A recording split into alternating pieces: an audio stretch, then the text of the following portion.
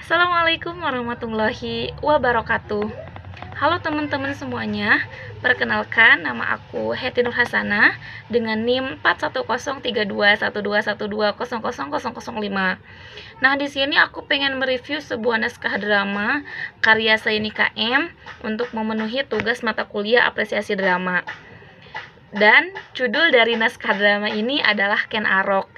Kalian pastilah sudah tidak asing lagi kan dengan kisah Ken Arok dan juga kisah Ken Dedes yang sangat melegendaris. Nah, di sini aku mau mereview langsung naskah drama Ken Arok. Dan di dalam naskah ini Ken Arok diceritakan sebagai ketua kelompok rampok yang sangat ditakuti oleh penduduk Kediri. Dia tidak hanya merampok para penduduk saja, melainkan juga dia merampok orang lain yang masuk ke wilayah Kediri. Sehingga dari sanalah para penduduk merasa resah dan keresahan tersebut sampai kepada raja. Nah, sang raja Kertajaya tidak hanya tinggal diam, dia pun beberapa kali mengirim pasukannya untuk melumpuhkan dan mengalahkan Ken Arok beserta kelompoknya. Hanya saja usahanya selalu gagal karena Ken Arok beserta kelompoknya itu sangatlah kuat untuk dikalahkan.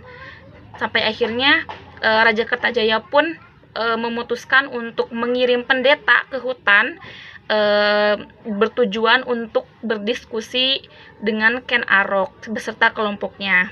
Nah, dari diskusi itu Ken Arok pun akhirnya memutuskan untuk tidak merampok lagi, tapi dia meminta syarat kepada para pendeta, dia ingin menjadi pengawal Akutu Mapel. Nah, syarat tersebut pun akhirnya disetujui oleh raja. Hanya saja syarat tersebut bukanlah hanya sebatas syarat, melainkan rencana Ken Arok untuk mengambil alih Tumapel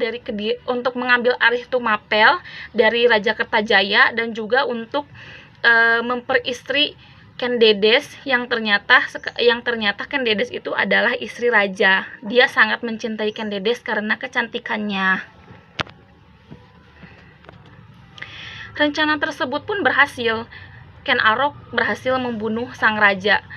Kemudian dia menguasai daerah Tumapel, juga memperistri Ken Dedes. Ken Arok memperistri Ken Dedes dengan secara paksa, sementara Ken Dedes hanya bisa pasrah dengan apa yang telah dilakukan oleh Ken Arok kepadanya. Nah, dari kerajaan Tumapel ini diganti namanya menjadi Singasari. Kemudian 18 tahun kemudian kerajaan Singasari ini menjadi kerajaan yang besar dan mereka memperbanyak wilayah. Hanya saja di dalamnya terdapat banyak sekali tempat judi, tempat mabuk-mabukan, bahkan di sana banyak sekali tempat untuk berfoya-foya gitu. Sementara Ken Dedes dia hanya bisa terdiam, dia hanya bisa pasrah, tidak bisa melakukan apapun meskipun dia mempunyai gelar sebagai ratu. Tetapi yang berkuasa di sini adalah Ken Arok.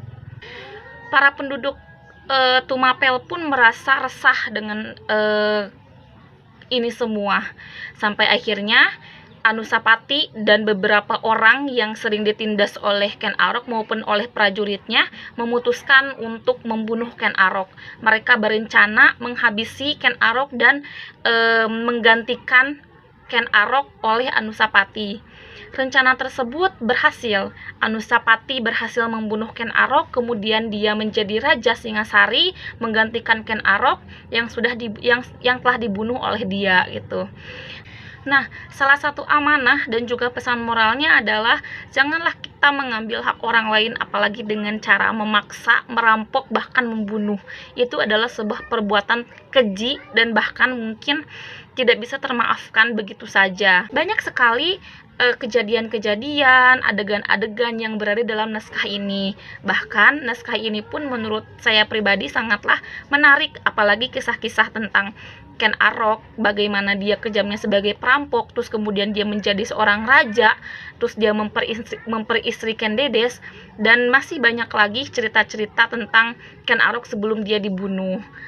Nah, oleh karena itu Jangan lupa kalian untuk kembali mengilas kembali tentang cerita-cerita Ken Arok, Ken Dedes, ataupun tentang kerajaan-kerajaan yang dulu gitu. Nah, mungkin hanya ini yang bisa aku sampaikan. Mohon maaf jika banyak kosakata yang mungkin tidak dimengerti. Sampaikan. Selebihnya mohon maaf jika banyak kosakata yang tidak dimengerti. Pokoknya jangan lupa like, comment, share video ini ke teman-teman kalian ya. Oke, terima kasih. Dadah. Assalamualaikum.